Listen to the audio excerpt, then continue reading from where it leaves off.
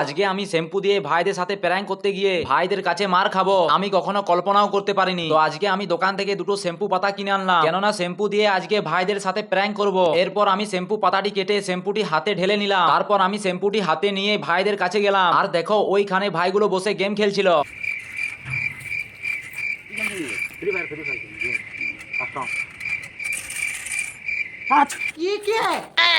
আর ভাই শ্যাম্পুটি দেখে ভাই উল্টো ভাবলো, আর ভাই আমাকে মারতে লেগে গেল। তারপর আমি ভাইকে বললাম, ছাড় ছাড় ছাড়, আমি তোর সাথে প্র্যাঙ্ক করছি। এরপর আমি আরেকটা ভাইয়ের কাছে চলে আসি প্র্যাঙ্ক করব বলে। আর দেখো এইখানে ওই ভাইটা কি যেন কাটছিল। তারপর আমি শ্যাম্পুটি হাতে ঢেলে ভাইয়ের কাছে যাচ্ছিলাম।